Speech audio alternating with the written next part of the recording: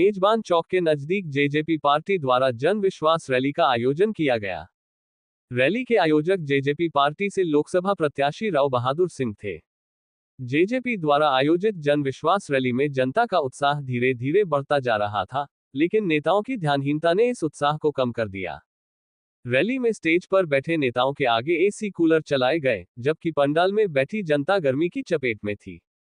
नेताओं के भाषण में लीन हो जाने के कारण उन्होंने जनता की समस्याओं और आवाज को अनदेखा कर दिया। लोकसभा प्रत्याशी राव बहादुर सिंह की रैली में उम्मीदवार की कमी दिखी। पंडाल में कुर्सियां खाली थीं, जिससे दिखाई देने वाली भीड़ की संख्या कम लगी। इस घटना ने स्पष्ट किया कि जनता उन नेताओं को पसंद नहीं करती जो अपने आराम की चिंता करते हैं, बल्कि वह उन्हें पसंद करती है जो उनकी समस्याओं को सुनने और समाधान करने के लिए समर्थ है। बोल ले और उसके बाद में कोई कमी रह जाए, मैं अपने आप से आज तो आपसे यही प्रार्थना करने के लिए, क्योंकि हमने कोई इस रैली का और इससे जिस प्रकार से अपन आज इकट्ठे हुए, इसका कोई लंबा चौड़ा टाइम रख करके नहीं, हमने आज से 2 दिन पहले ही एक प्रोग्राम बनाया। मैंने कहा एक दादरी में सबसे पहले प्रोग्राम करने का काम करें, और उसको लेकर के हमने इसलिए बनाया क्योंकि इसी जमीन पर हमारे माननीय प्रदेश के मुख्यमंत्री और जो जिस प्रकार से सरकार थी वो लोग आए थे, और वो कहीं न कहीं यहाँ से वंचित होकर के गए। मुश्किल से 700-800 आदमी जुड़ पाए। मैंने कहा इस धरती का, इस जमीन का भी कहीं न कहीं इन्होंने जिस प्रकार का आकर के और इस जमीन पर जिस प्रकार की हवा छोड़ने का काम किया, इसको शुद्ध करने का काम करें। हमने तो जिस दिन माननीय हमारे मुख्यमंत्री, पूर्व के मुख्यमंत्री मनोहर लाल खट्टर आए थे, और हमने उसी दिन मन बना लिया था मौका इस धरती को और कहीं न कहीं हमारे कीमती जमीन और हमारे साथी ने जमीन दी, इसको कहीं न कहीं शुद्ध करने का काम हम करें। तो मैं आज आपका सभी का पहले तो इस बात का धन्यवाद करता हूं। अगाब इस भरी धूप में और जिस प्रकार से आकर के और हमारी बात सुनने के लिए आए और हमें आशीर्वाद देने के लिए आप आए, पहले तो मैं सारे तिल्लू जिला से मेरे जितने भी साथी आए उनका धन्यवाद करता हूं, स्वागत करता हूं। और बुजुर्गों, नौजवान साथियों, मेरे नौजवान साथियों, आपसे एक प्रार्थना और भी करता हूं, इसी प्रकार का जुनून बना करके रखना। आने वाले टाइम नहीं है, मुश्किल से 19.5 दिन बचे हैं, और 19 दिन में जितनी आप अपने आप में मेहनत कर सके। एक बात मैं कह सकता हूं, आपके बीच में 2 कैंडिडेट, एक तो अपने भाई धर्मवीर अपनी बीजेपी से, उनको लोगों ने 10 साल से देखा, और एक आपके बीच में 25 साल से आपके विधायक रहे राव दान सिंह, उनको भी 25 साल से लोगों ने मौका दिया। लेकिन एक बात कह सकता हूं, मैंने 2009 में माननीय अपनी पार्टी चौधरी देवलाल की पार्टी ने मुझे पहला टिकट नांगल चौधरी से दिया, और उसके बाद में मेरे को 14 में पार्लियामेंट का चुनाव लड़ा। मैं एक बात कह सकता हूं, मैंने आपका एहसान कहीं अपने आप में यह कहने का काम मैंने नहीं छोड़ा। अगर हमने इसको वोट दिए, एक दिन भी हमारे बीच में नहीं आया। जब भी मुझे टाइम मिला तो मैं आपके बीच में हर छठे 7वें महीने आपसे मिल करके गया, आपसे अपने दुख सुख की बात भी करके गया। लेकिन इतना मुझे पता है, हमारे सांसद साहब धर्मवीर जी 10 साल में कहीं एक भी गांव में नहीं गए, और कहीं एक भी विकास 25 करोड़ रुपए मिलते हैं, एक भी पैसा देने का काम नहीं किया। और एक आपके बीच में जब आपकी आवाज आई, हर चारों ओर से आवाज आई, अब की बार तो हम हमारे भाई बादरिया को आशीर्वाद देंगे, हमारे बेटे को आशीर्वाद देंगे। जब ये आवाज आई तो दोस्तों कोई दूर की बात नहीं, ये 3 की तिगड़ी है, HDD। एक H से हुड्डा और D से दान सिंह और D से धर्मवीर, तिल्लू की तिगड़ी है। इन्होंने प्लान बनाई, हम 1 महीने से घूम रहे थे, और इन्होंने प्लान बना करके सिर्फ धर्मवीर को जिताने के लिए इस दान सिंह को लाने का काम किया। और फिर मेरे को कहते हैं आप कोई सोच सकते हो। मैंने कहा कई बार सोचा, पहले 3 बार सोचा, नहीं तो एक कुप्पड़ जामती नहीं, इन तीनों का इकट्ठा होने का कोई मतलब नहीं होता। हमने इनको तीनों इकट्ठा करने का काम किया। तो हमने 4 में अपना चुनाव छोड़ करके हम नामनोर चले गए, ये कुप्पड़ जाम गई, ये एमएलए बन गया। हमने 9 में छोड़ा, ये कुप्पड़ जाम गई, एमएलए बन गया। हमने 14 में छोड़ा, ये कुप्पड़ जाम गई, एमएलए बन गया। मैं एक बात बताना चाहता हूं इस आदमी को, बिल्कुल ये ठीक कह रहा था हमारा साथी, जिस प्रकार से हमारे अभिमन्यु जी कह रहे थे 11,500 करोड़ रुपए कमाल कर दिया।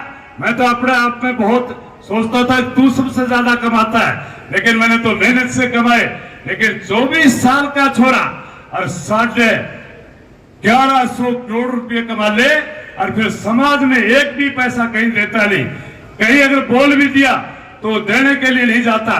तो मेरे भाई बैठे हो, मैं तो एक बात कहता हूं, ये धर्म की है, धर्म की लड़ाई है। अब की बार अगर आपने चूक कर ली तो मेरे ख्याल में जिंदगी भर मैं एक बात कह सकता हूं, मैं बढ़ूंगा। उस दिन दिमाग में एक बात आएगी, वास्तव में अगर हमने बढ़ाया और आने वाली पीढ़ी आपकी ये बात लेकर के जाएगी, अगर हम भी कभी एमएलए बन सकते हैं, एमपी बन सकते हैं। मेरे पत्रकार बंधु बैठे, मेरी जब हिस्ट्री लिखोगे आप तो अपने आप में हर बच्चे के दिमाग में आएगी, हाँ मैं भी एमपी एमएलए बन सकता हूं। तो मैं आपसे भी प्रार्थना करूंगा मेरी हिस्ट्री लिखना पढ़ने के बाद में, ताकि हर माँ के पेट से एक एमपी पैदा हो, एमएलए पैदा हो। और हमने ऐसा करके भी दिखाया। जिस इलाके में सिपाही लगते थे उसी इलाके में हमने एसपी बनाने का काम किया। जिस इलाके में कलरक लगते थे वहां हमने डीसी कलेक्टर बनाने का काम किया। मिलिट्री में सिपाही जाते थे वहां हमने आपके बीच में लेफ्टिनेंट कर्नल बनाने का काम किया।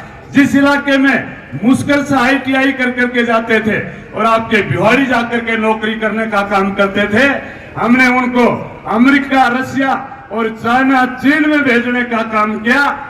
ऐसा इतिहास लिखना ताकि किसी माँ के पेट से ये नहीं सोचे अगर मेरा बेटा MP बन नहीं सकता, MLA नहीं बन सकता, इसलिए मेरे को अब की बार जरूर बनाना, ताकि आने वाली हमारी नस्ल भी आगे अपने आप में देश और प्रदेश की तरक्की के लिए काम कर सके। ये प्रार्थना आपसे मैं करना चाहता हूं। उन्हें आज जो जिस प्रकार से पार्टी ने और डॉक्टर अजय सिंह चौटाला ने मुझे आशीर्वाद दे करके, हैं तो मेरे से छोटे लेकिन पार्टी के हमारे राष्ट्रीय अध्यक्ष होने के नाते मैं उनका भी स्वागत करता हूं। और हमारे पास में नौजवान साथी हमारा दुष्यंत जी बैठा है, ये बड़ी मेहनती है।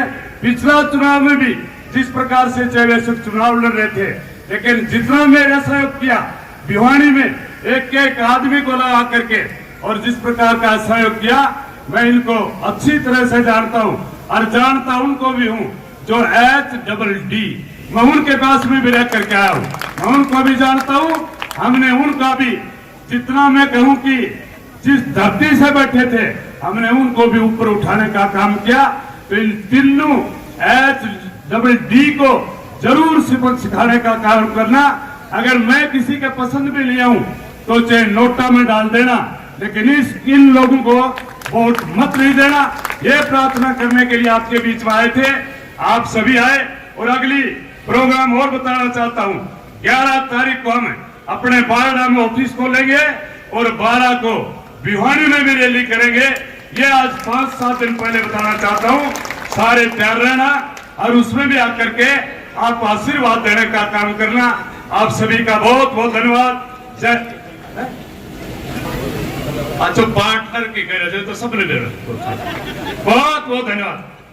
समर्थन पे विश्वास पे पार्टी के कार्यकर्ताओं ने मुहिम चलाई है और आज उसी के अंदर दादरी जिले के कार्यकर्ताओं की इस बैठक हजारों की संख्या में कार्यकर्ता है। ये विश्वास जताया कि चौधरी देवीलाल जी की विचारधारा को डॉक्टर अजय सिंह चौटाला जी के साथ ही सभी मिलकर 2014 और 2005 और उससे पहले जैसे चुनाव लड़े, उस ताकत के साथ राव बहादुर सिंह जी को अपना सांसद चुनने का काम करेंगे। एक नया इतिहास भिवानी महेंद्रगढ़ की धरा पर रच।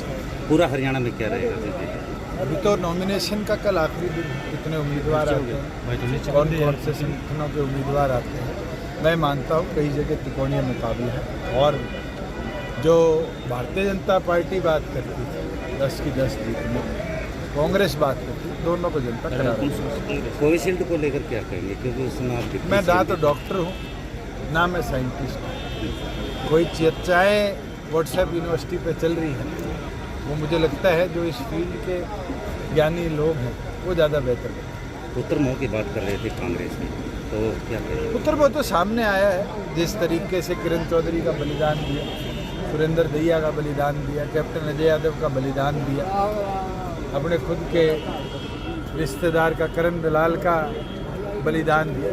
बीजेपी को मदद करने को भूपेंद्र हुड्डा ने कमज़ोर उम्मीदवार करनाल में भी दिया है और जनता इसको समझ चुकी है। भिवानी की जनता आज राव दान सिंह को किनारे कर एक मन बना चुकी है। महेंद्रगढ़ से एक इतिहास के साथ राव बहादुर सिंह जी को जिताएंगे और रोहतक के अंदर भी हमारा युवा प्रधान रविंद्र सांगवान लड़ रहे हैं, वहाँ पटकनी देने का काम है। जेजेपी के कुछ पदाधिकारी पार्टी छोड़ रहे हैं दूसरी पार्टियों ये तो चुनावी मौसम है, हमारे पास भी दूसरे दलों से लोग आ रहे हैं, हमारे दल से भी लोग दूसरे दलों में जा रहे हैं। तो निरंतर प्रक्रिया है और चुनावों के दौरान ये प्रक्रिया और तेज हो जाती है। यहाँ बात नए साथियों के आने हैं, मैं मानता हूँ लोकसभा और लोकसभा के बाद आते हैं किस तरीके से नए साथियों या जो विनायक जनता पार्टी। जेजेपी के एक विधायक बीजेपी के कार्यक्रम में पहुंचे, अभी मेरे संज्ञान में नहीं है। अगर कोई भारतीय जनता पार्टी या कांग्रेस के या किसी और दल के झंडे के नीचे होगा तो इसकी कानूनी प्रक्रिया है और अध्यक्ष विधानसभा के माध्यम से हम उसका कानूनी प्रक्रिया मुख्यमंत्री द्वारा आपकी जांच करने की अरे करा लो भाई, किसने मना किया? मैं तो जब सरकार में था तब भी विपक्ष एक ही बात कहती थी, आज भी एक ही बात कहती है और कभी भी मैंने ये मना नहीं किया। तथ्यों के साथ जवाब दिए है और आज भी कोई कराना था तो करा। जनता से जो आपने विकास के वादे किए थे और अभी तक पूरा नहीं कर पाए, कोई मलाल हो आपको अभी तक? कौन सी? कोई ऐसे वादे रह गए आप क्या? बता दीजिए कौन सी? बुजुर्गों की पेंशन का आपने वादा किया था। क्या भारतीय जनता पार्टी की 18 प्रदेशों में सरकार है और अकेला हरियाणा है जहाँ पर 3000 पहुँची, तो मुझे लगता है एक हद से ऊपर हमने बुढ़ापा पेंशन बढ़वाई। हाँ, पूरी सरकार नहीं थी, तो घोषणा पत्र का जो हमारा वादा था वो पूरा नहीं करती, पर हमने एक हद तक तो उसको इंक्रीज करवा दिया। लोग कह रहे कि आपने तो ये भी कहता है कि बीजेपी की वोट तोड़ने के लिए अपने मैदान में, इसलिए मैं जो हमारा वोट शेयर आएगा हम उसको बढ़ाने के लिए आए। कोई भी पार्टी किसी पार्टी के वोट काटने नहीं आती, अपने संगठन के वोट बढ़ाने आते। इसलिए तो बसपा ने 10 के 10 उम्मीदवार उतारे। ये तो वो लोग हैं जिनके पास 10 उम्मीदवार नहीं है, चाहे वो कांग्रेस हो जिनने 9 खड़े करे, चाहे लोकदल हो जिनने आज 7 खड़े करे। तो क्या कहेंगे, इनेलो इस चुनाव में पूरी बनाएगा? इस चुनाव में इनेलो इनेलो जवाब दे, हमें तो छोटे 5 साल हो गए।